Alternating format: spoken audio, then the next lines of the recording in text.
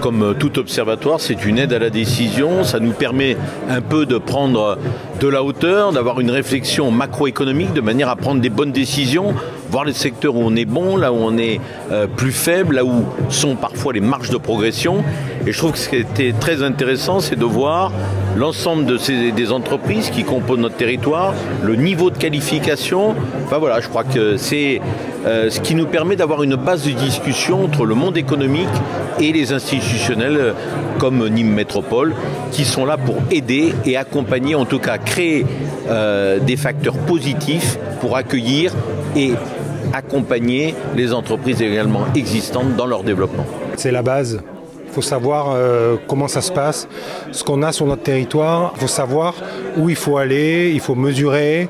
Il faut se dire dans notre territoire quels sont les emplois qui sont à venir, quelles sont les zones d'activité qu'il faut développer, comment il faut le développer. Il faut s'asseoir, il faut étudier, il faut avoir les chiffres pour pouvoir mieux comprendre et mieux appréhender. En fait, on pressent ça.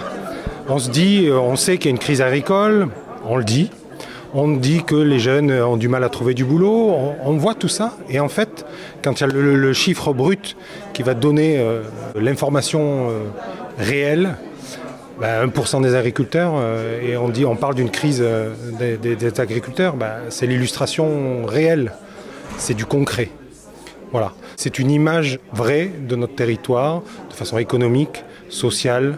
Et ça va nous aider à créer l'attractivité de notre territoire parce qu'on a des atouts et des faiblesses et les connaître, ça permet de s'adapter. Je retiendrai quand même deux chiffres depuis 2020, c'est quand même 1500 emplois créés et 1200 conservés. Je disais tout à l'heure en guise de conclusion que quand on regarde l'effet conjoncturel de ce mandat, c'est plutôt un résultat satisfaisant. On peut faire mieux, mais aujourd'hui, faire du développement économique, quand on regarde toutes les difficultés qu'on a à surmonter, les compensations, les problématiques environnementales, la conjugaison entre l'urgence climatique, environnementale et l'urgence économique, elle est toujours difficile à réaliser.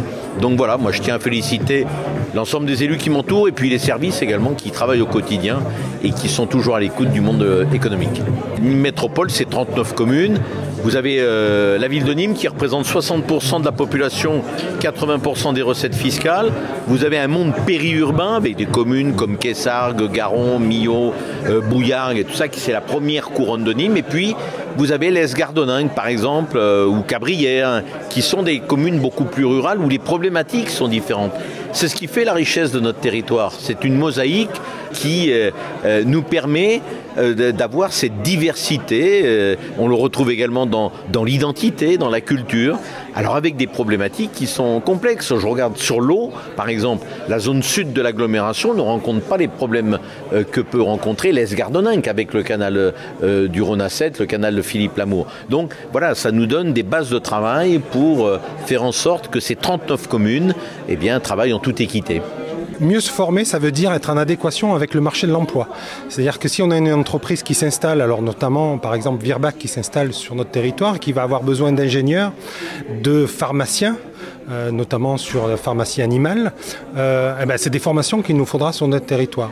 On travaille avec la DETS justement dans cette filière, c'est-à-dire que nous, on va donner nos axes de priorité avec les entreprises qui veulent s'installer et on va demander au service des emplois ou au service de France Travail, tous ces organismes, de s'adapter et aux formations aussi.